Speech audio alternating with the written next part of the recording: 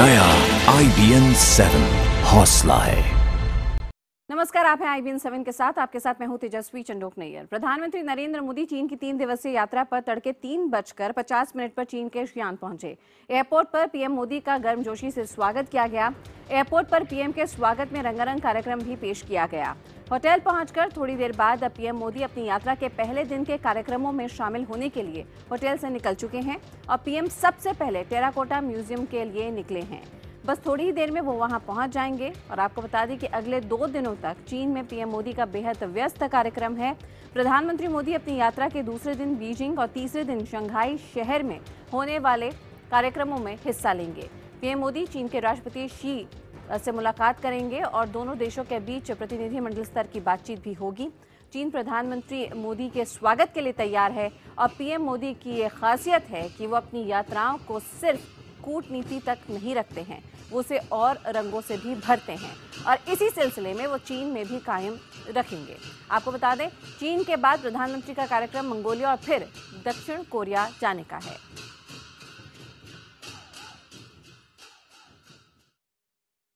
और अब यहाँ पर आपको बता दें जियान शहर के बारे में कुछ खास बातें, जहाँ पे चीन के राष्ट्रपति शी जिनपिंग का गृहनगर है ये। पिछले साल जब शी जिनपिंग भारत आए थे तो प्रधानमंत्री नरेंद्र मोदी के राज्य गुजरात पहुंचे थे। यानी दोनों ही नेताओं ने परंपरा से हटकर देश की राजधानी के बजाय दूसरे नेता के गृहनगर को चुना है। यही नहीं, दोनों ही जगहों पर नेताओं का एयरपोर्ट पर ही पारंपरिक तरीके से स्वागत किया गया था।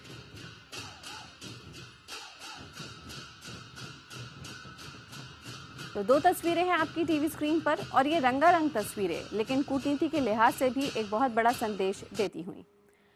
इसके अलावा आपको बता दें कि चीन पहुंचे प्रधानमंत्री नरेंद्र मोदी आज एक के बाद एक कई कार्यक्रमों में हिस्सा लेंगे। पहले वो टेराकोटा वॉरियर्स म्यूजियम जाएंगे और उसके बाद द शिंगशान मंदिर जाएंगे। उसके बाद प्रधानमंत्री नरेंद्र मोदी बौद्ध मंदिर बिग वाइल्ड गूस पेगोडा जाकर वृक्षारोपण भी करेंगे। यही नहीं, उनकी आपको बता दें कि मुलाकात चीन के राष्ट्रपति शी जिनपिंग से भी होगी।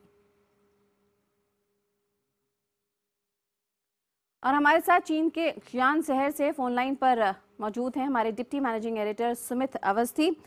सुमित, तो हमें बताइए कि इस वक्त चीन से क्या संदेश हमें आप यहाँ भेज सकते हैं? किस तरह का माहौल, किस तरह की एक्साइटमेंट वहाँ पे आप खास करके सड़कों पर भी देख पा रहे हो अगर प्रधानमंत्री मोदी के वहाँ पहुँचने की बात करें तो? देखिए, शियान शहर से टेराकोटा वॉर म्यूजियम जो है वो करीब 60 किलोमीटर की दूरी पर है। इसी प्रोविंस में शांगशी प्रोविंस, जो कि राष्ट्रपति शी जिनपिंग का अपना पैतृक प्रोविंस है, इसी जगह पर है। रास्ते में सिक्योरिटी खड़ी हुई है, इंतजाम दिखाई दे रहे हैं। हम लोग को निकले हुए करीब 1 घंटे से ऊपर का वक्त हो चुका है। ट्रैफिक की वजह से नहीं पहुंच पाए। कल जो लोग हमारे साथ गए थे टेराकोटा वॉर म्यूजियम, उनका ये कहना था कि नॉन ट्रैफिक टाइम में 1 से सवा घंटा लगता है। और इस वक्त जब हम जा रहे हैं तो मैं यही बता सकता हूँ तेजस्वी आपको कि हम लोग मेरे ख्याल से प्रधानमंत्री मोदी यहाँ पहुंचे शांघाई प्रांत के उनके साथ, गवर्नर के साथ, तो अपने आप में ये अनोखा हो सकता है। तो ये अपने आप में बहुत अनोखी चीज है। ये शियान शहर पुरानी राजधानी है, प्राचीन राजधानी है यहाँ की, चीन की, और एक टूरिस्ट स्पॉट है। और टेराकोटा वॉर म्यूजियम के बारे में तो चीन के लोग इतने फख्र के साथ बोलते हैं कि दुनिया का 8वां अजूबा है, जो कि अजूबों में उसकी गिनती तो नहीं हुई है, लेकिन चीन के लोगों का दावा है कि हमारा ये सबसे बड़ा टूरिस्ट अट्रैक्शन आने वाले सालों में होने वाला है। टेराकोटा वॉर म्यूजियम की अपनी कहानी है। मैं पिछले अपने लाइव के दौरान बता रहा था कि राजा किंग हुआ करते थे, उनको इस बात अपनी अपनी मौत का डर था। वो मरना नहीं चाहते थे, जो हमको बताया गया। वो अमर होना चाहते थे। उन्होंने उसके बाद तय किया कि जहाँ मेरी अंतिम सांसें लूंगा, उसके आसपास एक फौज होनी चाहिए जो मेरी रक्षा कर सके मेरे दुश्मनों से। क्योंकि चीन में भी कई सारे राजवंश हुए हैं, कई सारे राजा हुए हैं, आपस में कई सारी दुश्मनियां हुई हैं। उसी का नतीजा ग्रेट वॉल ऑफ चाइना भी एक है, जो कि वाकई में एक नजारा है। तो किंग साहब ने अपनी उस पार्थिव शरीर को बचाने के लिए एक टेराकोटा के योद्धा बनाए, और वो 1 या 2 नहीं, करीब 20,000 मूर्तियां अब तक निकाली जा चुकी है, 20,000 से ज्यादा, जिसमें आदमकद मूर्तियां हैं 5-5, 6-6 फीट की, लगता नहीं है देख के कि वो कोई मॉडल है या कोई स्टैचू है।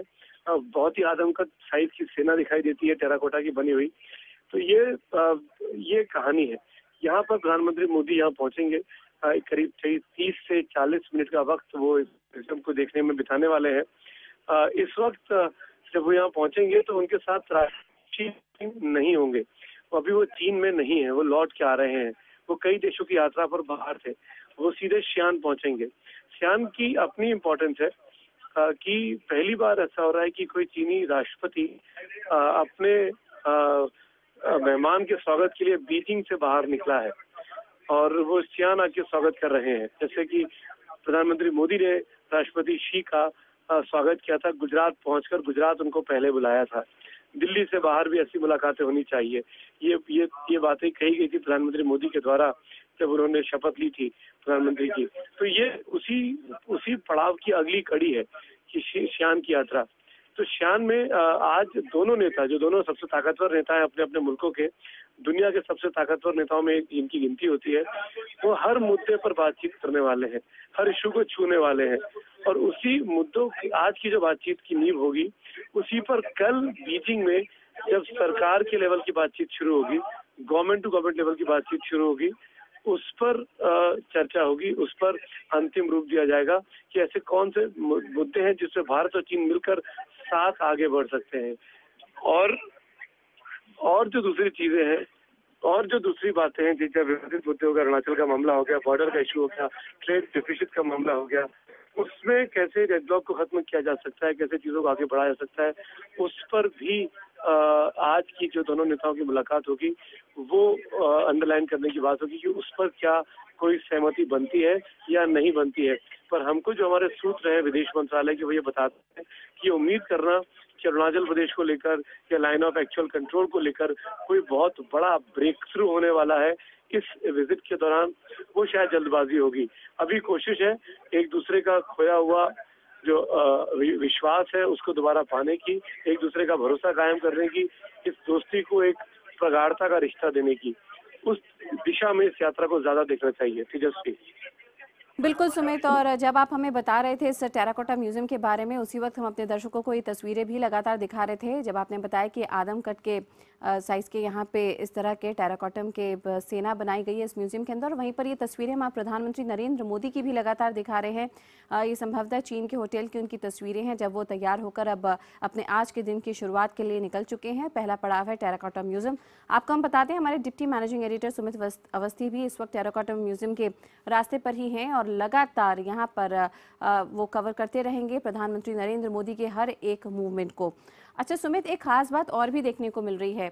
वैसे तो देखिए किसी भी देश का राष्ट्रीय अध्यक्ष अगर किसी दूसरे देश में जाएगा तो प्रोटोकॉल के हिसाब से उसका पूरा स्वागत किया जाता ही है, लेकिन प्रधानमंत्री नरेंद्र मोदी के साथ एक खास बात देखने को मिली है। चाहे वो कनाडा जाएं या फिर चाहे वो जापान जाएं, किसी भी देश में जाए, वहाँ का जो राष्ट्रीय अध्यक्ष होता है, प्रेसिडेंट या प्राइम मिनिस्टर, वो व्यक्तिगत रूप से पर्सनलाइज्ड रूप से प्रधानमंत्री नरेंद्र मोदी के जहाँ जहाँ भी उनका मूवमेंट है वहाँ वहाँ उनको उनके साथ कंपनी देने के लिए आता है।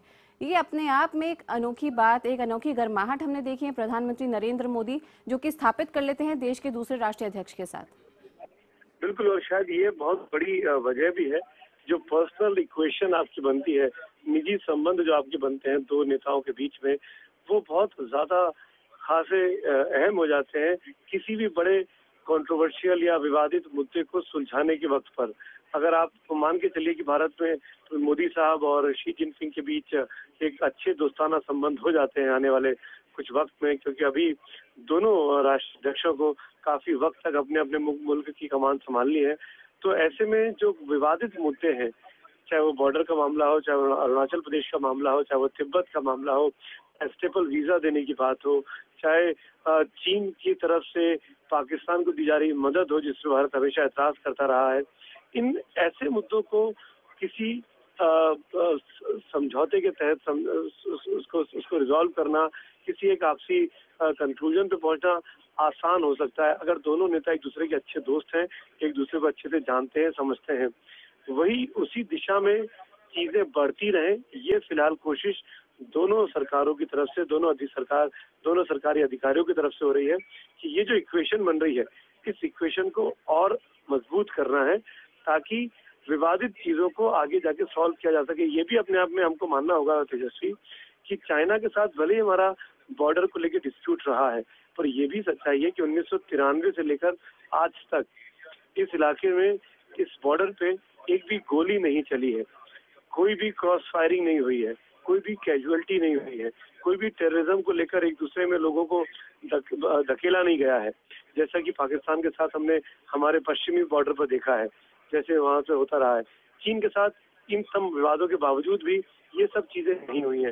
चीन सिर्फ अरुणाचल प्रदेश को अपना हिस्सा मानता है, वो उसको साउथ तिब्बत की बात कहता है, उस पर दावा करता है। भारत का अपना दावा है अरुणाचल प्रदेश को लेकर, भारत कहता है कि आप लाइन ऑफ एक्चुअल कंट्रोल को पहले मानिए। एक रोड मैप क्या हो, कैसे इन विवादित मुद्दों को सुलझाया जाए, किस दिशा में हम आगे बढ़े, हमको हमारी बातचीत का एजेंडा क्या रहे, उस पर एक सहमति बननी पहले जरूरी है और उसी दिशा में इस तरह की इक्वेशन को देखा जा सकता है। तेजस्वी। बिल्कुल सुमित, आप बने रहिए हमारे साथ। और इस बीच वरिष्ठ पत्रकार मधुसूदन आनंद भी हमारे साथ लगातार बने हुए हैं।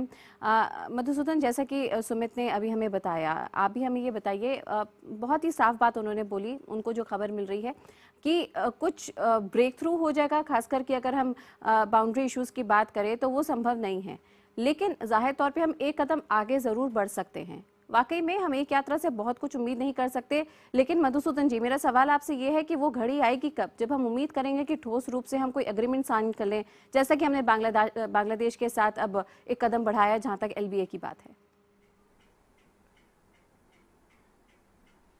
देखिए, प्रधानमंत्री नरेंद्र मोदी ने LAC का प्रस्ताव दिया था राष्ट्रपति शी को, लेकिन उन्होंने इस पर कोई भी स्पष्ट रुख नहीं दिखाया है अभी तक।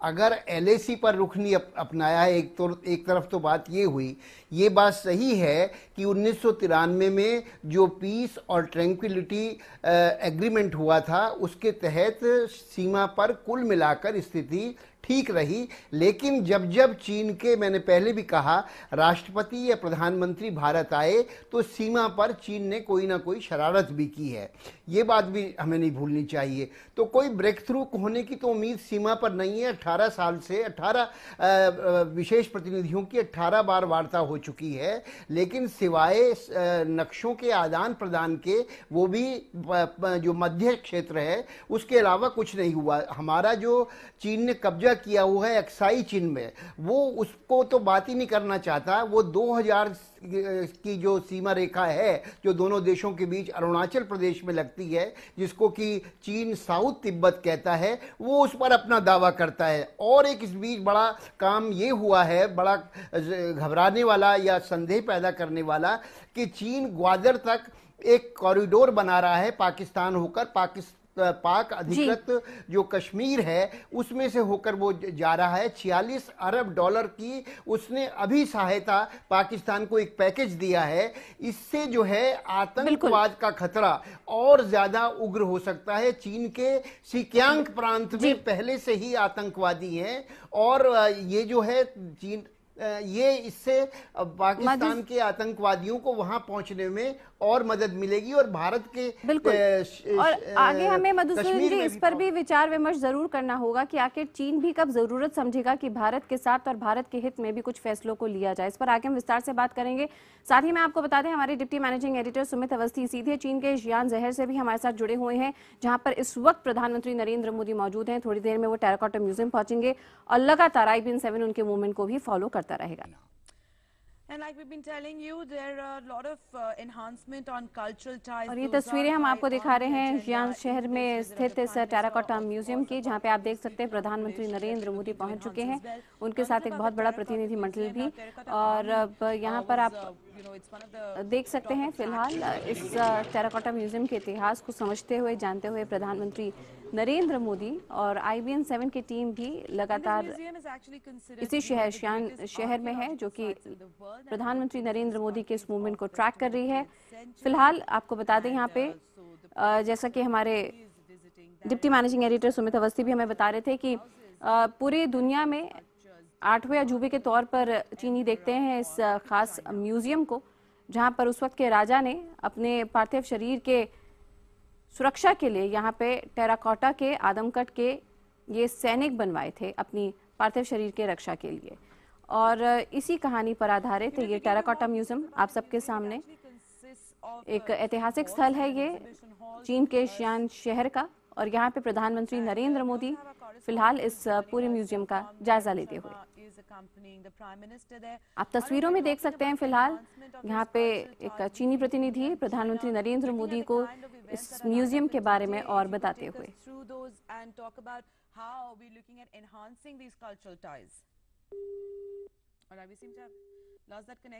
खास बात इस संग्रहालय की ये है कि जितनी भी सैन्य मूर्तियां यहाँ पर बनाई गई हैं वो अलग कद काठी की बनाई गई हैं, जिससे कि वास्तविकता जो है वो झलके इस म्यूजियम के अंदर।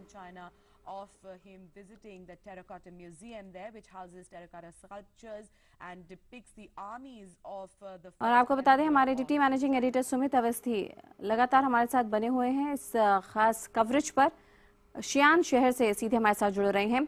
सुमित, इस वक्त हम तस्वीरें दिखा रहे हैं अपने दर्शकों को प्रधानमंत्री नरेंद्र मोदी की, जो कि यहाँ पे फिलहाल इस टेराकोटा म्यूजियम का जायजा ले रहे हैं, और साथ ही में एक चीनी प्रतिनिधि मंडल है जो कि इस म्यूजियम की बारीकियों के बारे में, इसके इतिहास के बारे में उनको ब्रीफ कर रहा है।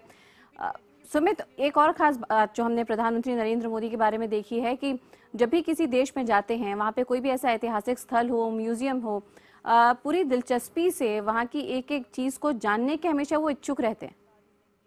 तेजस्वी, मैं आपके सवाल का जवाब दूंगा, लेकिन पहले मैं बता दूं, आप लकी हैं कि आप स्टूडियो में हैं और आप लाइव फीड को देख पा रही हैं।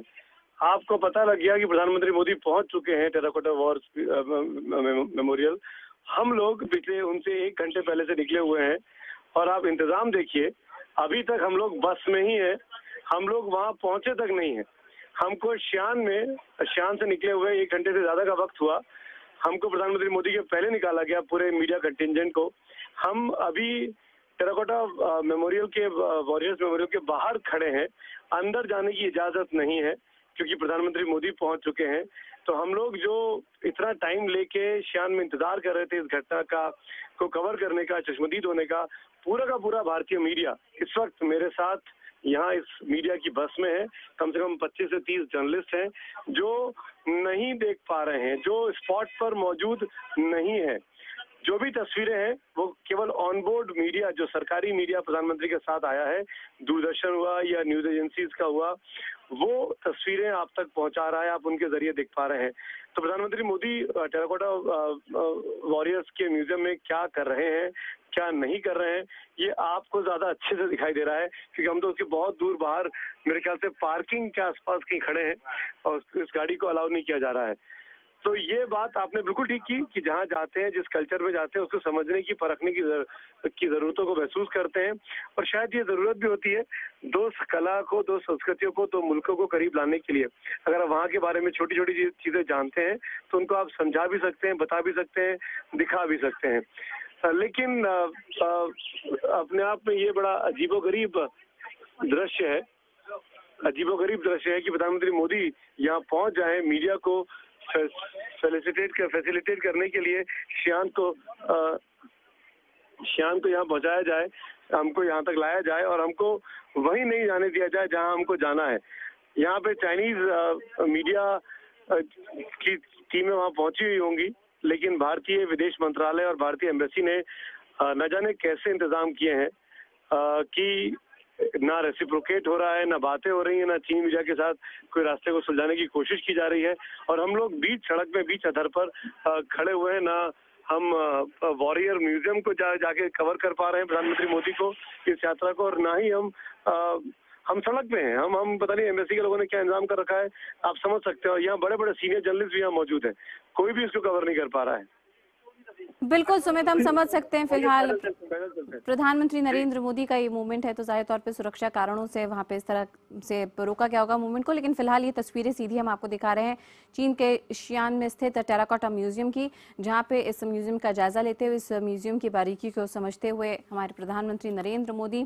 खास तस्वीर हमने यहाँ पे देखी कि प्रधानमंत्री जहाँ भी पहुँच जाए, फोटो खिंचवाने का मौका वहाँ पे मौजूद उस देश के लोग कभी भी गंवाना नहीं चाहते, और यहाँ पे जो चीनी ऑफिशियल्स हैं, प्रतिनिधि हैं, उनके साथ भी फोटो खिंचवाई है प्रधानमंत्री नरेंद्र मोदी की, और अब नरेंद्र मोदी के साथ। और अब आपको हम यहाँ पे लगातार ये तस्वीरें दिखा रहे हैं टेराकोटा म्यूजियम की, जहाँ पे ये सैन्य मूर्तियाँ बनाई गई हैं, और माना जा रहा है कि करीब और कुछ मिनटों तक और 20 मिनट तक शायद इस म्यूजियम के अंदर प्रधानमंत्री रहें और उसके बाद फिर वो आगे बौद्ध मंदिर के लिए भी प्रस्थान करेंगे।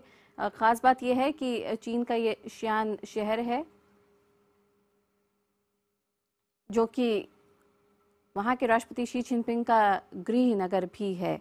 और वरिष्ठ पत्रकार मधुसूदन लगातार हमारे साथ बने हुए हैं हमसे बातचीत के लिए। मधुसूदन जी, फिलहाल ये तस्वीरें टेराकोटा म्यूजियम की हम आपको अपने दर्शकों को दिखा रहे हैं। आपसे मैं ये समझना चाहूँगी, इस तरह की यात्राओं पर आम तौर पर पहले से ही निर्धारित हो जाता है कि दो देशों के राष्ट्रीय अध्यक्षों के बीच या जो डेलीगेशन लेवल टॉक्स होंगी उनमें किस तरह के मुद्दे उठाए जाएं, किस तरह की बात हो? खास करके जो एंतोराज जाता है प्रधानमंत्री के साथ, वो अपने आप में ये बताने के लिए काफ़ी होता है कि किस तरह की बातें होने वाली हैं और इसी वजह से एंतोराज में उस डिपार्टमेंट के ऑफिशियल्स जा रहे हैं। ऐसे में इस यात्रा से कौन से वो मुख्य मुद्दे होंगे, कौन से वो मुख्य विभाग होंगे जिन पर भारत और चीन किसी विमर्श पर भी पहुंचे, विमर्श के बाद किसी फैसले पर भी पहुंचे? निश्चित रूप से जो ट्रेड और इकोनॉमिक्स है इसको लेकर सबसे ज़्यादा जोर है। भारत चाहता है कि चीन भारत में पूंजी निवेश करे, इंफ्रास्ट्रक्चर में मदद करे, रेलवे के साथ कई समझौते हो सकते हैं, खास तौर से दिल्ली और चेन्नई के बीच फास्ट ट्रेन का एक कॉरिडोर बनाने के बारे में, बुलेट ट्रेन के बारे में, स्टेशनों के आधुनिकीकरण के बारे में, और इसके अलावा चीन जो है वो प्रशिक्षण भी दे सकता है। चीन ऐसा देश है जिसने तिब्बत तक लाइन बिछाई है और ट्रेन चलाई है, तो चीन से इस मामले में काफ़ी सहयोग मिल सकता है। दूसरी बात, भारत ये चाहता है कि जो हमारा ट्रेड है वो पूरी तरह चीन के पक्ष में झुका हुआ है, तो भारत ये चाहता है कि चीन के साथ व्यापार बढ़े और हमारे भी जो आईटी के लोग हैं, हमारे फार्मास्यूटिकल के जो लोग हैं, उनकी दवाई कंपनियां वहां जाकर कारोबार करें। इनके मामले में काफी कुछ महत्वपूर्ण प्रगति हो सकती है और चीन इंफ्रास्ट्रक्चर में सहयोग करने के लिए और आगे तैयार हो सकता है। बिल्कुल, माना जा रहा है बिल्कुल कि आईटी हो, फार्मास्यूटिकल्स हो, ड्रग्स हो, एंटरटेनमेंट हो या फिर मीडिया, ये कुछ ऐसे क्षेत्र हैं जिस पर जरूर यहाँ पे गहन विचार विमर्श हो सकता है दोनों देशों के बीच, जिस पर भारत भी बड़ा सहयोग चाहेगा चीन की तरफ से। मधुसूदन जी, आप लगातार हमारे साथ बने रहिए, आपसे पल पल का हम इस पूरी यात्रा को लेकर क्या महत्व है इसके बारे में आपसे समझते रहेंगे। साथ ही में हमारे deputy managing editor Sumit Awasthi खुद चीन के शियान शहर में मौजूद है जहां पे इस वक्त प्रधानमंत्री नरेंद्र मोदी हैं, उनसे भी पल पल का अपडेट लेते रहेंगे। दिन इस टेराकोटा म्यूजियम का पूरा जायजा लेते हुए, इस म्यूजियम के बारे में जानते हुए, और हमारे deputy managing editor Sumit Awasthi लगातार हमारे साथ बने हुए हैं। और सुमित, फिलहाल हमें थोड़ी देर पहले ये ज़रूर बता रहे थे कि किस तरह से पूरा का पूरा जो इंडियन मीडिया है उसके लिए कितनी बड़ी मुश्किल है इस टेराकोटा म्यूजियम के अंदर जाना, क्योंकि सिक्योरिटी रीजंस हैं जिसकी वजह से प्रधानमंत्री नरेंद्र मोदी के बहुत नज़दीक आप यहाँ नहीं देख सकते। लेकिन फिलहाल सभी को इंतज़ार है प्रधानमंत्री नरेंद्र मोदी के आगे के कार्यक्रम का। हमारे deputy managing editor Sumit Awasthi हमारे साथ इस वक्त बने हुए हैं। सुमित, फिलहाल यहाँ से आगे के आज के अगर आइटनरी की बात करें तो क्या जानकारी है आपके पास, क्या मूवमेंट रहेगा प्रधानमंत्री का? आ रही है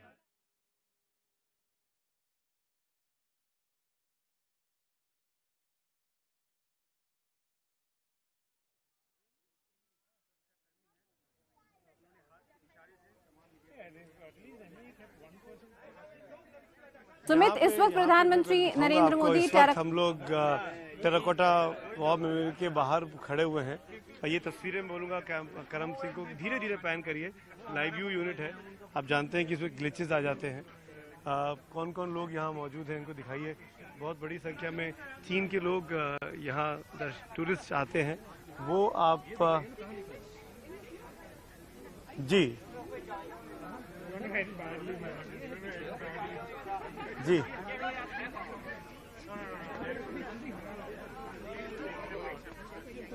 Do you know English? English? No? Little? Okay. What's your name? My name is Zhou Huimin. Zhou Huimin. Why are you here? Because this city have many beautiful Places. yeah. So I come here. You are from China? Yeah, I'm from Wenzhou. Guangzhou. Yeah. You know, a dignitary is visiting here today. Do you know? What? A VIP is visiting this place. Indian Prime Minister.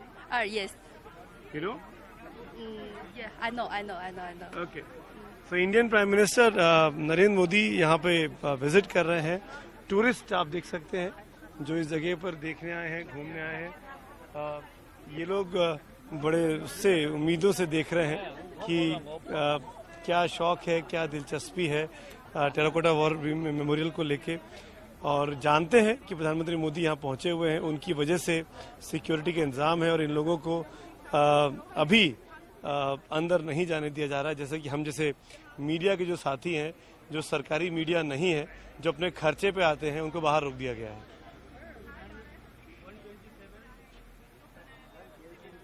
Cameraman करम सिंह अपनी तस्वीरें दिखा रहे हैं. प्रधानमंत्री मोदी की तस्वीरें आपके साथ स्क्रीन पर चल रही हैं. वो इस वक्त म्यूजियम पहुंच चुके हैं.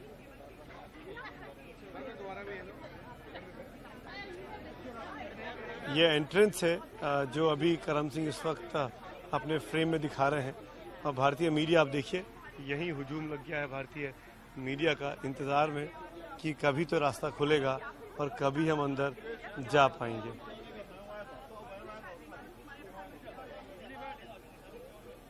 अच्छा सुमित, मेरा सवाल आपसे ये है कि वहां पर आप पूछ रहे थे किसी से सवाल कि डू यू नो इंग्लिश. आपका यहाँ पे अनुभव क्या रहा है? वहाँ के जो लोकलाइट्स हैं, चीन में रहने वाले जो लोग हैं, भाषा को लेकर कितनी समस्या आ रही है आपको उनसे कम्युनिकेट करने में? क्योंकि चीन में ज़्यादातर सुनने में यही आता है कि लोग ज़्यादा अंग्रेजी बोलते नहीं हैं, वो अपनी भाषा में ही बात करते हैं. तो ऐसे में आपका अनुभव कैसा रहा है अब तक, जहाँ तक कम्युनिकेशन की बात है, लोगों के साथ संवाद स्थापित करने की बात रही है?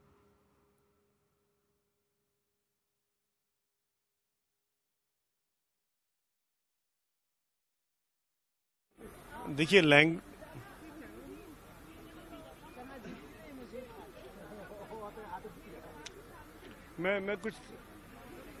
आपको कुछ दिखाता हूँ. मैं आपको कुछ तस्वीरें दिखाता हूँ पहले. एक्सक्यूज मी, आप में से do you know English? Yes, please come forward a little bit. What's your name? My name is Ma Huahua. And could you please tell us about this place, Terracotta Museum? What is this? What is the speciality about this place? Terracotta Warrior Memorial. Pardon? What is the importance of this place?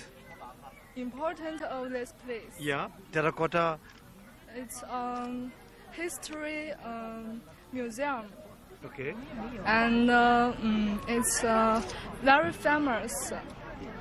Yeah, that's all. Do you know Indian Prime Minister is here today? Indian Prime Minister is here today. Hindu. Do you know? Yeah. You know? Yeah. Indian Prime Minister is here today. Yeah. आपके सवाल का जवाब यही है तेजस्वी, कि यहाँ के लोगों को इंग्लिश बोलने में, समझने में दिक्कत आती है. अपनी मातृभाषा को इन्होंने पाल पोस कर संजो कर रखा है और उसी के सहारे पूरे दुनिया को अपनी शर्तों पर लाकर दिखाना चाहते हैं. अब मैं आपको वो दिखाता हूँ बाहर. ये वो मैनेक्विन्स हैं, ये वो टेराकोटा के मेमोरियल की मूर्तियां हैं, आदम का जिसको हम बोल रहे हैं योद्धा. इस तरह की स्टैचूज अंदर निकली हैं, खुदाई के दौरान निकली हैं, और ये टेराकोटा की बनी हुई है. इसको खुदाई में पाया गया है और ऐसी एक या दो नहीं, हजारों की संख्या में ऐसी मूर्तियां निकली हैं. और उसी का नज़ारा, जिससे मैं आपको बार बार कह रहा था कि इसी को देखने के लिए चीन के लोग बाकायदा कहते हैं कि दुनिया का ये 8वां अजूबा है. आप देख सकते हैं, एक नहीं दो नहीं, वहाँ पर 3 बड़े बड़े पिट्स हैं, गुफाएं हैं. उनमें हजारों की संख्या में ये योद्धा की जो तस्वीरें हैं, जो मैनेक्विन्स हैं, उनको लगाया गया है, रखा गया है. जो कुछ घुड़सवार भी हैं, कुछ पैदल सेना के लोग हैं, कुछ कैवेलरी के लोग हैं. तो जिस तरीके से राजा किन ने अपनी डायनेस्टी को संभाल के रखने की कोशिश की थी, उसका एक नज़ारा यहाँ पर हम आपको दिखाने की कोशिश कर रहे हैं. कुछ लोग हैं जो हमारी तस्वीरें ले रहे हैं, जबकि हम यहाँ पर तस्वीरें लेने आए थे. ये अच्छी चीज़ दिखाई आपको करम ने. इस तरह के डेकोरेटिव पीसेस यहाँ पर दिखाई देते हैं. हम देख सकते हैं, यही वॉरियर्स की तस्वीरें हैं, उनके मैग्नेट्स हैं जो मेमोरियल के तौर पर इस्तेमाल हो सकते हैं, लगाए जा सकते हैं। यही सब चीज़ें वहाँ पर देखने के लिए दुनिया भर के लोग xi'an के इस इलाके में आते हैं। करम सिंह अपने कैमरे के साथ व्यस्त हैं इन तमाम तस्वीरों को आप तक पहुंचाने के लिए। तेजस्वी, आप कुछ पूछ रहे थे? और बिल्कुल सुमित, दूसरा ये कि बहुत ही बिजनेस ड्रिवन कम्युनिटी अब चाइना हो गई है, लोग काफ़ी व्यस्त हैं अपने व्यवसाय को आगे बढ़ाने में। ऐसे में जहाँ तक राजनीतिक समझ की बात है कि प्रधानमंत्री इंडिया के नरेंद्र मोदी वहाँ पर आए हुए हैं, इसको लेकर लोग कितनी दिलचस्पी और जानकारी रखते हैं? किस तरह की बातें वार्ता होने वाली हैं दोनों राष्ट्रीय अध्यक्षों के बीच में? जो आप और हम बातें कर रहे हैं, वहाँ पे आमजन इन बातों को कितना समझते हैं, कितना जानते हैं?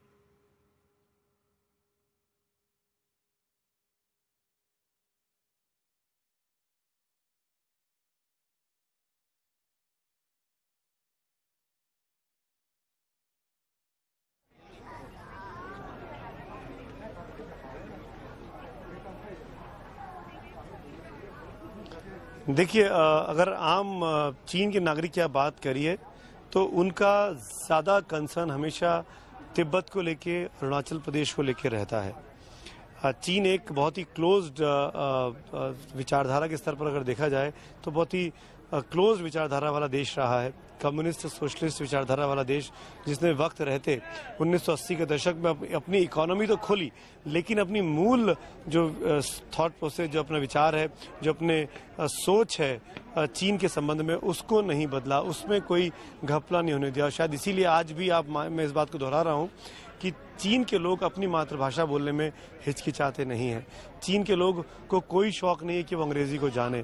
चीन के लोग अपनी कंडीशन पे दुनिया भर के तमाम मुल्कों को, अमेरिका से लेके, फ्रांस से लेके, हिंदुस्तान से लेके, जर्मनी, इंग्लैंड, सबको मजबूर कर दिया है कि वो अगर चीन के साथ संबंध बना के रखना चाहते हैं तो उसकी कंडीशन में आके करना होगा, उसके टर्फ पे आके खेलना होगा, उसकी भाषा में आके उससे बात करनी होगी। इसीलिए चीन में इकोनॉमी तो खुली, लेकिन चीन की अपनी संस्कृति कायम रह गई, चीन की अपनी पुरानी धरोहरें कायम रह गई, चीन की अपनी बातें कायम रह गई। लेकिन अब चीन को ये बात लग रही है कि विश्व, क्योंकि ये ग्लोबल अर्थव्यवस्था में आप अकेले विकास नहीं कर सकते हैं, आपको मदद चाहिए होगी। आपको अगर एक देश से लेना है तो उस देश को कुछ देना भी होगा। तब चीन के लोग कुछ कुछ अंग्रेजी बोलने की तरफ या दूसरी भाषाओं को सीखने को लेकर उत्साहित दिखाई देते हैं। और बड़ी संख्या में चीन के टूरिस्ट भी हिंदुस्तान आते हैं, चीन के बहुत से लोग हिंदुस्तान में आके काम भी कर रहे हैं। और जो वो ट्रेड डिफिसिट वाली बात है वो भी इसी से जुड़ी हुई है कि भारत में तो चीन की तमाम चीज़ें मिलने लगी हैं, लेकिन हिंदुस्तान की चीज़ें चीन में मिले, ये बहुत कम संभव हो पाता है। बिल्कुल सुमित, हमें भी इंतजार रहेगा कि जब आप भी वापस भारत लौटें तो कुछ मेड इन इंडिया वहां से वापस ला पाएंगे या नहीं, ये भी हम जरूर देखेंगे। इस बीच सुमित, आगे के आइटनरी की बात करें तो आज का क्या कार्यक्रम रहेगा प्रधानमंत्री का?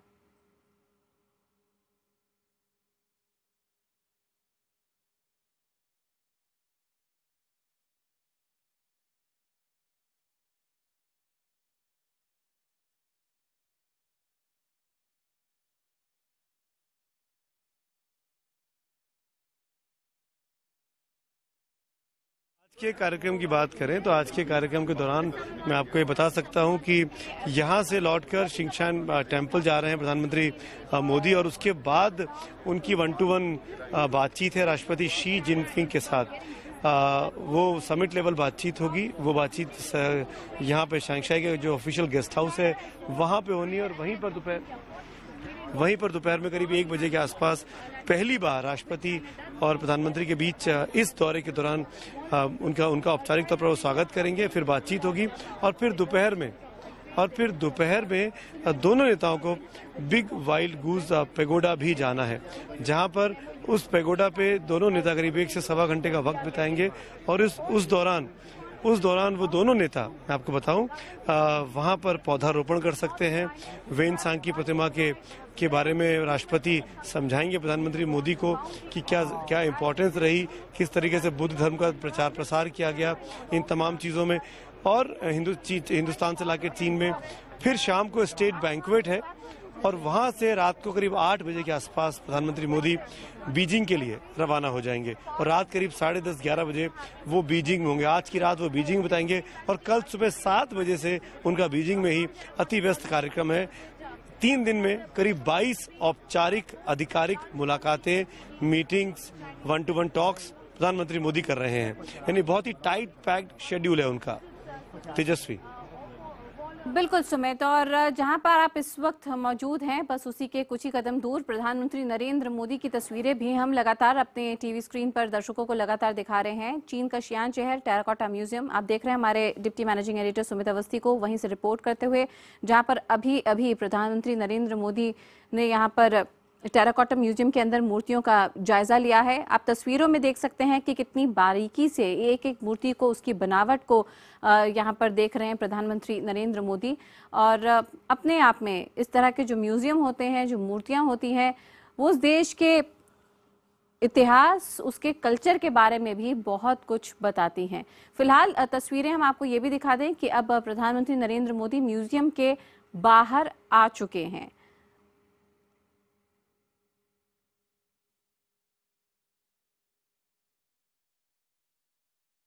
और इन तस्वीरों में आप देख सकते हैं एक बड़ा यहाँ पे डेलीगेशन एस्कॉर्ट करता हुआ प्रधानमंत्री नरेंद्र मोदी को। और यहाँ पे प्रधानमंत्री नरेंद्र मोदी अब इस टेराकोटा वॉरियर्स जो म्यूजियम है उसके बाहर निकलते हुए 2000 साल पुरानी ये प्रतिमाएं यहाँ पर बनी हुई हैं। क्योंकि इस वक्त म्यूजियम का जायजा लिया है प्रधानमंत्री नरेंद्र मोदी ने, दौरा किया है। सुमित, आपसे मेरा ये सवाल है, आप क्योंकि चीन में मौजूद हैं और उस देश के बारे में हमें और बता सकते हैं। चीन डेमोक्रेसी ज़रूर नहीं है, लेकिन ये बात तो खूब कही गई है, कई जानकार, कई विद्वान इस बात को हमेशा मानते हैं कि किसी भी देश की ताकत जो है वो उसके कल्चर में होती है, उसकी संस्कृति में होती है। अगर आप उसकी संस्कृति और कल्चर से छेड़छाड़ ना करें तो वो प्रगति के पथ पर देश आगे बढ़ता रह सकता है। क्या यही बात को सच साबित करता है आज चीन?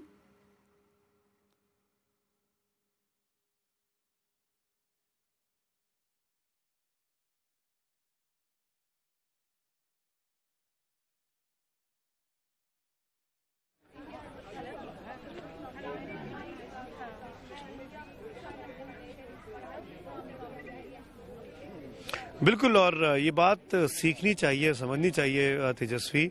1947 में भारत आज़ाद होता है। भारत में भी तमाम राज्य थे, उनका पुनर्गठन किया जाता है और भारत को 1950 में एक गणराज्य का दर्जा मिलता है।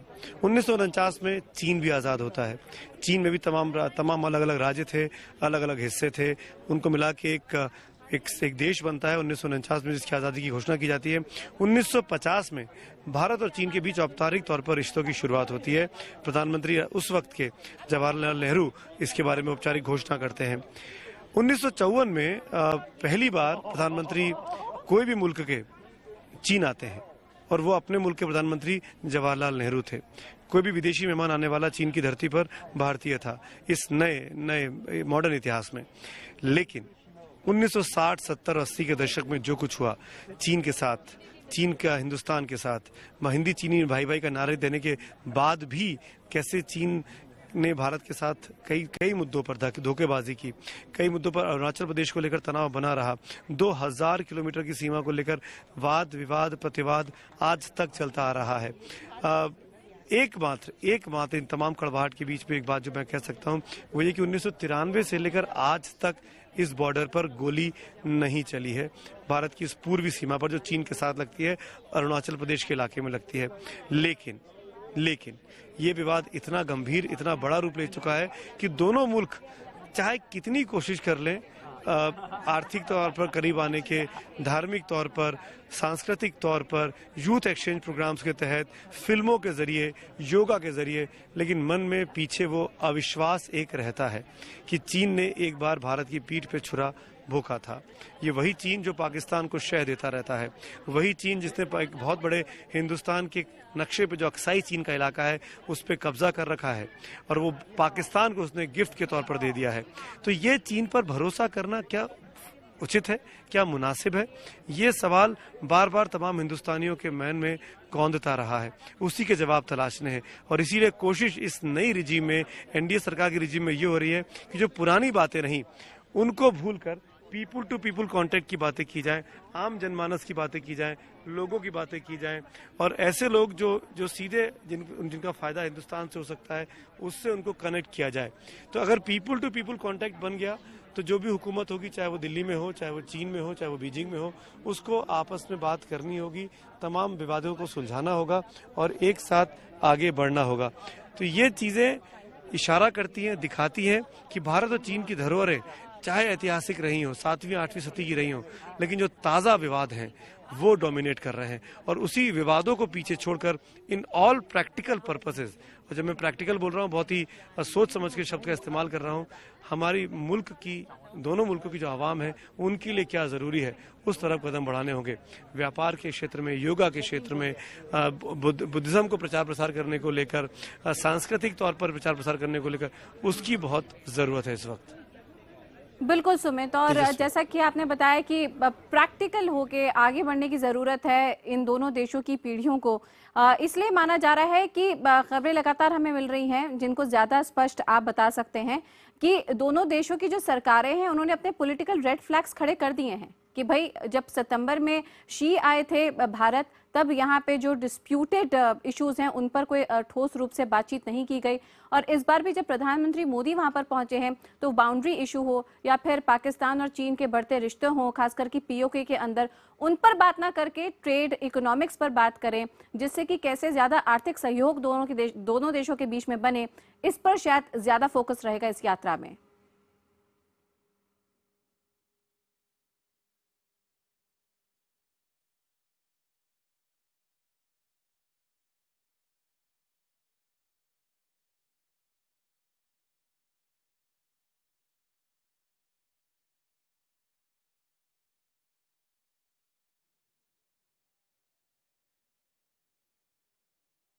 बिल्कुल, और इसीलिए बार बार कहा प्रधानमंत्री मोदी ने चीन यात्रा शुरू करने के पहले, चाहे वो चीन का मीडिया रहा हो जिसको उन्होंने इंटरव्यू दिया, चाहे वो उनकी तरफ से जो बयान आए हो उसकी बात रही हो, उसमें बार बार इस बात को कहा गया कि क्योंकि दोनों देशों की परंपरा, नीतियां, कार्यक्रम तमाम ऐसे रहे हैं जो एक दूसरे को करीब ला सकते हैं, तो उसको नहीं भूलना चाहिए, उनको याद रखना चाहिए।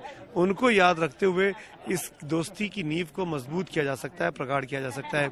बहुत सी कंट्रोवर्सीज हुई, आपको याद होगा स्टेपल वीज़ा का मामला आया कि अरुणाचल प्रदेश के लोग अगर चीन जाएंगे तो उनको एक अलग से वीज़ा दिया जाता है। तिब्बत को लेकर बात होती है, दलाई लामा को लेकर बात होती है।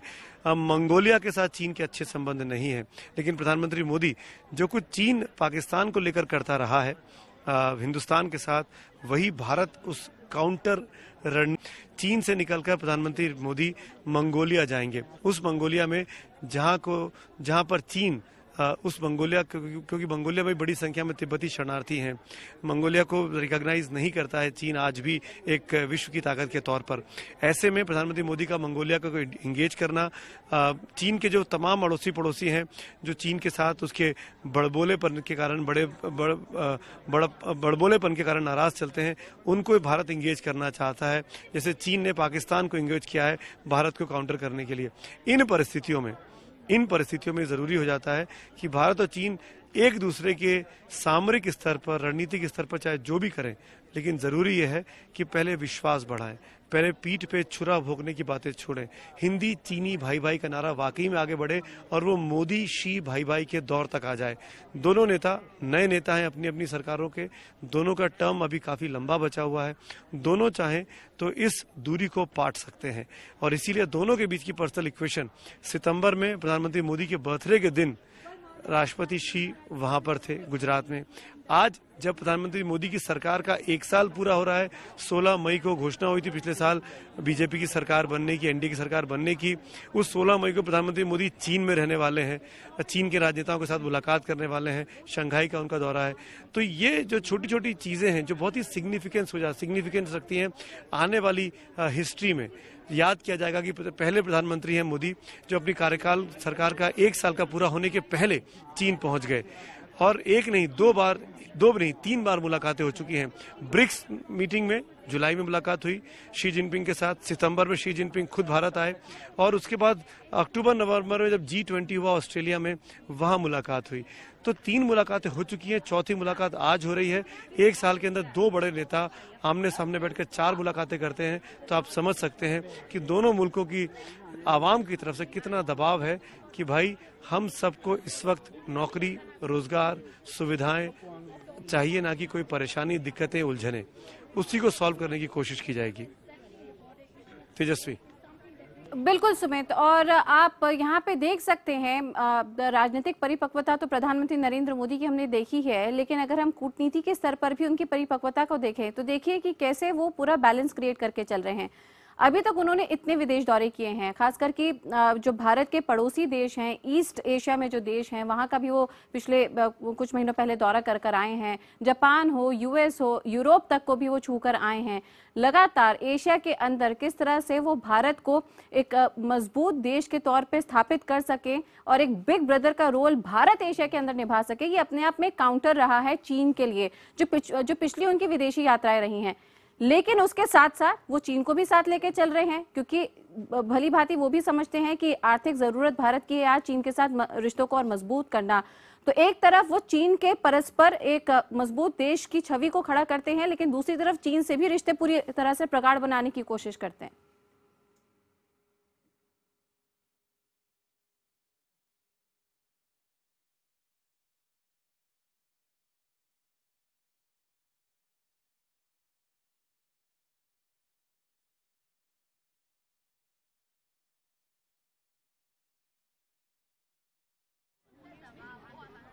बिल्कुल, और ये बताना भी बहुत ज़रूरी है आपके लिए कि चीन भारत के साथ संबंध बनाए, बहुत ज़रूरी है।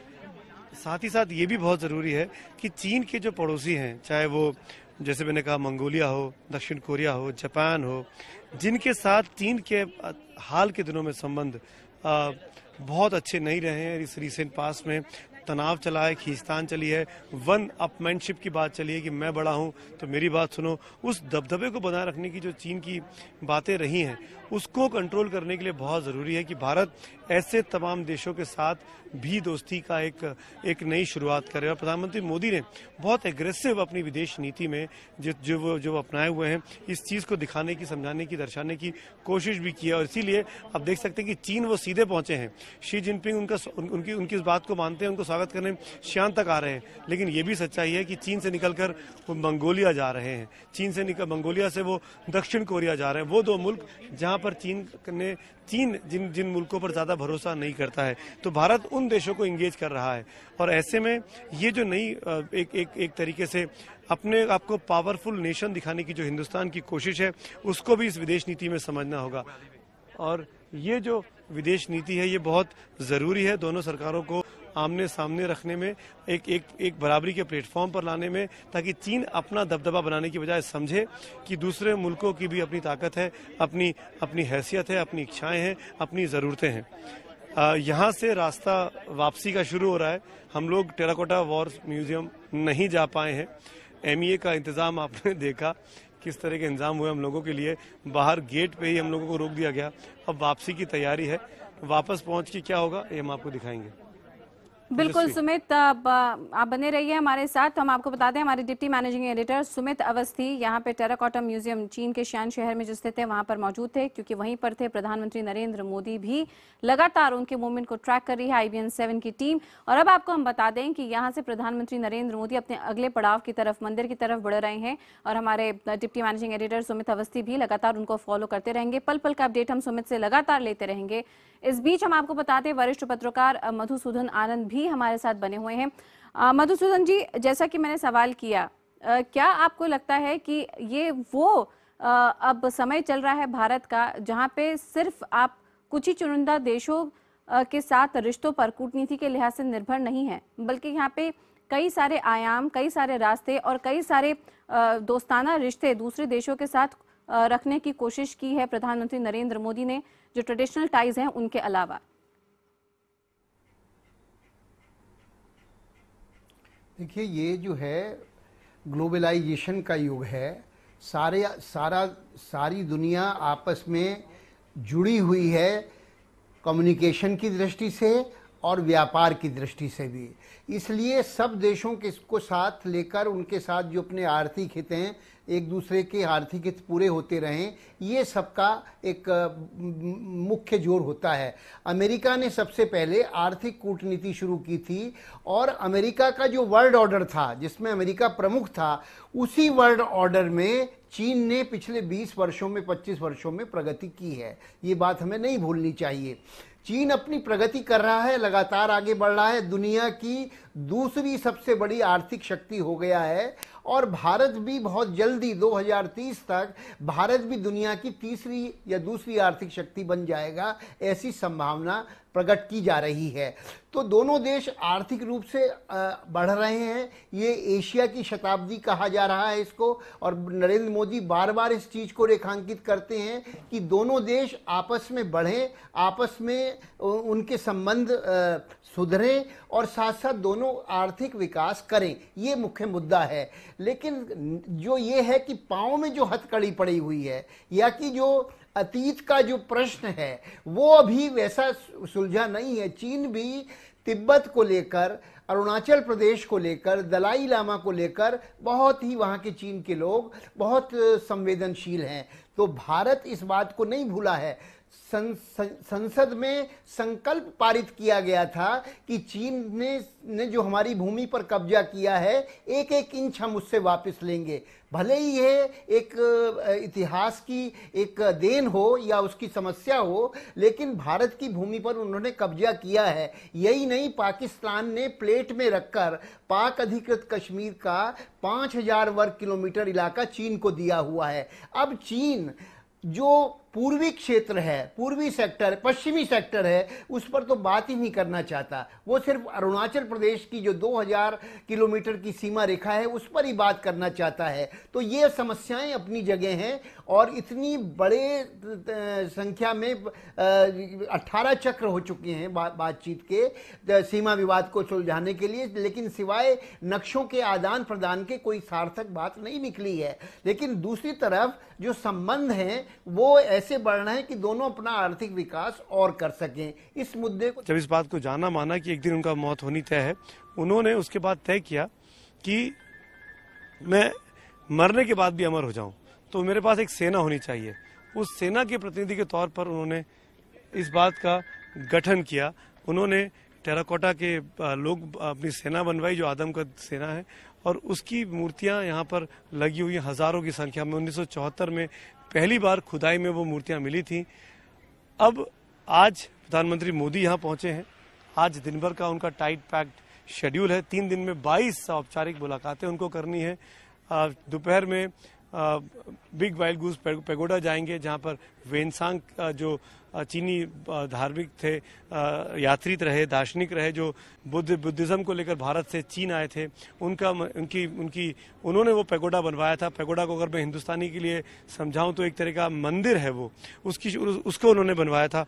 वहां पर राष्ट्रपति शी जिनपिंग और प्रधानमंत्री मोदी करीब 1 घंटे से ज़्यादा का वक्त बिताने वाले हैं, और वो खासी इम्पॉर्टेंट डेवलपमेंट होगी जिसकी तुलना की जा सकती है गुजरात की राष्ट्रपति शी की उस यात्रा से, जब प्रधानमंत्री मोदी ने उनको नर्मदा के किनारे, उस वाटर फ्रंट के किनारे बाकायदा दर्शन कराए थे, बाकायदा भारतीय संस्कृति के बारे में बताया था, गुजराती लोक कलाओं के बारे में बताया था। वैसी चीज़ें आज यहाँ पर स्टेट बैंक्वेट में शाम को मिलेंगी, और देर रात प्रधानमंत्री शियान से रवाना हो जाएंगे बीजिंग के लिए। आज की रात बीजिंग रुकेंगे। कल उनके बीजिंग में सरकारी कार्यक्रम है जहां गवर्नमेंट टू गवर्नमेंट लेवल के कई सारे एमओयूज पे साइन होने हैं, और परसों शंघाई में है जहां पर कई सारे MoUs business to business level पर होने हैं। दुनिया भर की चीन की तो बड़ी बड़ी कंपनियां, उसके सीईओज प्रधानमंत्री मोदी से मुलाकात करने वाले हैं। प्रधानमंत्री के साथ खुद भारत का एक बहुत बड़ा उद्योगपतियों का प्रतिनिधि मंडल आया है, जिसपे कई सारे डील्स पे सिग्नेचर हो सकते हैं, एमओयूज पे साइन हो सकते हैं। तो ये तीनों दिन भारत चीन की दोस्ती के लिए खासी मायने रखते हैं, खासे अहमियत रखते हैं। वीडियो जर्नलिस्ट तो यहाँ पर आप देख रहे थे हमारे deputy managing editor Sumit Awasthi की ये रिपोर्ट, जो कि सीधे टेराकोटा वॉर म्यूजियम से हमें बता रहे थे इस जगह का महत्व, ऐतिहासिक महत्व। और ये इसलिए भी आज ज़्यादा ख़ास हो जाती है जगह क्योंकि यहाँ पर देश के प्रधानमंत्री नरेंद्र मोदी पहुँचे हुए हैं दौरे पर। चीन के दौरे पर पहुँचने के पहले दिन की इस यात्रा में हम आपको बता रहे हैं कि प्रधानमंत्री नरेंद्र मोदी ये टेराकोटा के म्यूज़ियम पहुंचे और वहां पे इन सैन्य मूर्तियों के बारे में जाना, इनको परखा, बारीकियों से एक एक इतिहास के बिंदु को हमने जानते हुए देखा प्रधानमंत्री नरेंद्र मोदी को। और अब हमें खबर मिल रही है कि यहाँ से वो विजिटर्स बुक जो है इस म्यूज़ियम की, उस पर अपने कुछ रिमार्क्स लिखेंगे। आप देख सकते हैं ये तस्वीरें जहाँ पर इस म्यूज़ियम की विजिटर बुक पर प्रधानमंत्री नरेंद्र मोदी अब कुछ लिखने वाले हैं। ये देखना भी काफ़ी दिलचस्प होगा कि यहाँ से क्या संदेश अपने नाम का प्रधानमंत्री नरेंद्र मोदी लिखते हैं विजिटर्स बुक में।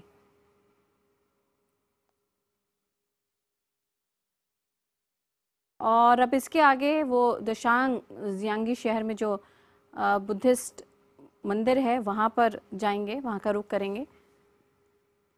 फिलहाल ये तस्वीरें हम आपको दिखा रहे हैं टेराकोटा के म्यूज़ियम की ही, जहाँ पे प्रधानमंत्री नरेंद्र मोदी, और यहाँ पे अब से थोड़ी देर पहले उन्होंने विजिटर्स बुक्स पे हस्ताक्षर किए हैं, कुछ लिखा है, और अब यहाँ से वो प्रस्थान करेंगे अपने दूसरे पड़ाव का।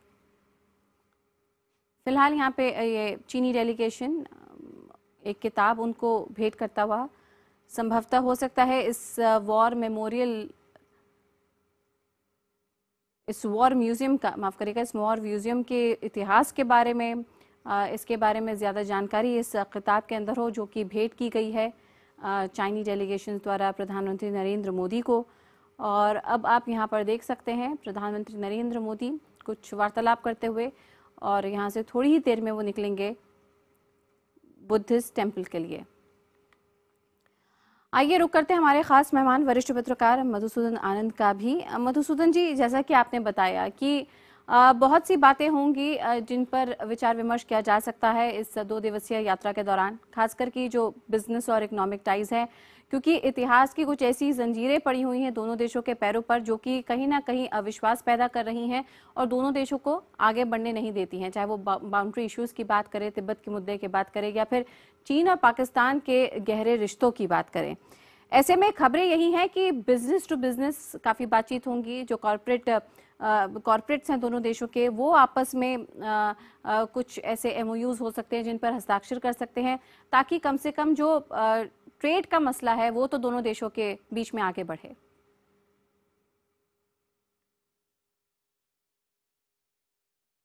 का मसला, जैसा कि मैंने पहले भी कहा, वो आगे बढ़ाने का प्रयत्न है और भारत का प्रयत्न ज़्यादा है, क्योंकि जैसा कि मैं बार बार कह रहा हूँ कि जो व्यापार है वो चीन की तरफ झुका हुआ है। भारत जितना आयात करता है उसकी तुलना में बहुत कम प्रतिशत निर्यात चीन को करता है। तो वो क्या चीज़ें हो सकती हैं कि आज तो चीन का बाजार, चीन के माल से भारत का बाजार पटा पड़ा है, लेकिन भारत की ऐसी कौन सी चीज़ें हैं सिवाय आईटी के और दवाओं के जो वहाँ जा सकती हैं। एक तरह की सॉफ्ट पावर बनने की भी कोशिश भारत कर रहा है। वहाँ वो योग का, वहाँ पर वो भारतीय जो फिल्में हैं उनका एक तरह का मार्केट वहाँ बनाने की कोशिश कर रहा है। अभी वहाँ पर आमिर ये जो 3 इडियट फिल्म जो बनी थी उसका वो वहाँ बहुत पसंद की गई थी। अब और फिल्मों को लेकर वहाँ लोग जा रहे हैं जिससे कि उनका चीनी में अनुवाद हो सके। फिर दूसरी बात यह है कि चीन के लोग भी भारत में आकर फिल्म बनाना चाहते हैं, ये भी बात बीच में आई थी। भारत का संगीत जो है वो भी वहाँ पहुँचे, इस तरह से एक सॉफ्ट पावर के रूप में भारत वहाँ की जनता के बीच में प्रवेश कर सके, ये कोशिश भी की जा रही है। लेकिन अभी जो है एक मानसिक दीवार जो है वो इतनी गहरी है और उसकी जड़ें इतनी मजबूत हैं कि उन दीवारों को हम भेद नहीं पा रहे हैं। चीन तो व्यापार करके भारत में घुसपैठ कर चुका है, छा चुका है, बल्कि दुनिया में छा चुका है, क्योंकि वहाँ मैन्युफैक्चरिंग उद्योग जो है वो बहुत सस्ता है, श्रम बहुत सस्ता है, और वो ऐसी चीज़ें बनाते हैं जो सारे दुनिया में फैल जाती हैं, पहुँच जाती हैं। जबकि भारत अब मेक इन इंडिया का नारा दिया है मोदी जी ने, तो वो भारत में चाहते हैं कि चीनी लोग यहाँ आकर इंफ्रास्ट्रक्चर में काम करें, फैक्ट्री लगाएं और भारत में बिल्कुल मधुसूदन जी, हम समझते हैं यहाँ पे खास करके अगर ट्रेड डेफिसिट की भारत और चाइना के बीच में अगर हम इस पर नजर डालें तो आंकड़े वाकई में काफी हैरान करने वाले हैं। $44 बिलियन का ये ट्रेड डेफिसिट है, जो कि आने वाले सालों में $60 बिलियन तक भी पहुंच सकता है, जो कि भारत के लिए चिंता की बात है। लेकिन इस गैप को कैसे पाटते हैं प्रधानमंत्री नरेंद्र मोदी? क्या नई बातें इस यात्रा में सामने आ सकती हैं? IBN 7 के साथ आप लगातार बने रहिए। इस बीच हम आपको ये भी बताना चाहते हैं कि सत्ता संभालने का पहला साल पूरा होने से ठीक पहले अपने सबसे बड़े पड़ोसी चीन का रुख कर मोदी ने दोस्ती का कदम बढ़ाया है। इससे पहले चीनी राष्ट्रपति शी जिनपिंग सितंबर में भारत का दौरा कर चुके हैं। दोनों देशों के रिश्तों की मिठास पर अक्सर सीमा विवाद की कड़वाहट भी पैदा हो जाती है। अब देखना यह है कि PM मोदी के इस दौरे से दोनों देशों के रिश्तों में कितनी मिठास घुलती है।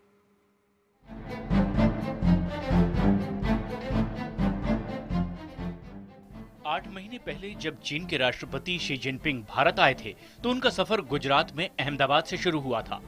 अहमदाबाद प्रधानमंत्री मोदी का गृहनगर है और इसी तर्ज पर PM मोदी का चीन दौरा भी राष्ट्रपति शी जिनपिंग के गृहनगर शियान से शुरू हो रहा है। ये पहला मौका होगा जब चीनी राष्ट्रपति जिनपिंग किसी विदेशी मेहमान की अगवानी अपने गृहनगर में कर रहे हैं और एक अच्छे मेजबान की तरह उन्हें शहर की सैर भी कराएंगे। दोस्ती यारी के बीच इन नेताओं के बीच कई अहम मुद्दों पर सीधी बात भी होगी। शियान में मोदी जिनपिंग 1 घंटा बातचीत करेंगे। इस दौरान दोनों के अलावा केवल दुभाषी और चंद अधिकारी ही होंगे। प्रधानमंत्री शियान के बाद बीजिंग जाएंगे, जहां चीनी प्रधानमंत्री ली कचियांग के साथ प्रतिनिधि मंडल स्तर की वार्ता होगी। दोनों नेताओं के बीच सीमा विवाद से लेकर आपसी कारोबार जैसे मुद्दों पर चर्चा होनी है। चीन की कोशिश होगी कि भारत की ढांचागत परियोजनाओं में चीनी शिरकत और कारोबार बढ़ाने पर समझौता हो। दोनों देशों के बीच $70 अरब से ज्यादा का कारोबार होता है, लेकिन कारोबार के तराजू में चीन के खाते में वजन ज्यादा है। भारत की ताकत माने जाने वाले फार्मा और सॉफ्टवेयर के क्षेत्र में चीन भारत को खुले कारोबार की छूट नहीं देता। इस दौरान भारत चीन को ये जताने की कोशिश करेगा कि दोनों मुल्क एशिया की बड़ी ताकतें हैं और दोनों आपस में संतुलन बनाकर चलें तो बेहतर होगा। I think our expectations are that all issues, all important issues pertaining to bilateral, regional, multilateral issues would be discussed. So you can reasonably imagine that this would be covered. हालांकि प्रधानमंत्री मोदी के इस दौरे में बातचीत से आगे किसी बड़े नतीजे की उम्मीद धुंधली है, खासतौर पर सीमा विवाद जैसे पेचीदा मसले पर। दोनों मुल्क सीमा विवाद सुलझाने को लेकर अभी 18 दौर की बातचीत कर चुके हैं, लेकिन 4,500 किलोमीटर लंबी वास्तविक नियंत्रण रेखा को सुलझाने का रास्ता अभी तक निकल नहीं सका है। गुत्थी फंसी है अरुणाचल प्रदेश को लेकर, जिसे भारत अपना अंग कहता है और चीन इसे दक्षिणी तिब्बत बताते हुए अपना दावा जताता है। प्रधानमंत्री मोदी के अरुणाचल प्रदेश दौरे पर चीन ने ऐतराज भी जताया था। ये बात और है कि भारत इसे सिरे से खारिज करता रहा है। Tawang is part of Arunachal Pradesh, which is part of India. I mean, so defense ministers go, so there's no particular reason why the foreign secretary should be looking at it. माना जा रहा है कि इस यात्रा के दौरान भारत पाकिस्तान को चीनी शह और पाक अधिकृत कश्मीर में चीन के निवेश जैसे मुद्दे पर अपनी नाराजगी दर्ज कराएगा। भारत पहले ही कह चुका है कि वो एक चीन के मुद्दे को मानता है, तो चीन को भी एक भारत को स्वीकार करते हुए खुद को कश्मीर मुद्दे से अलग रखना चाहिए।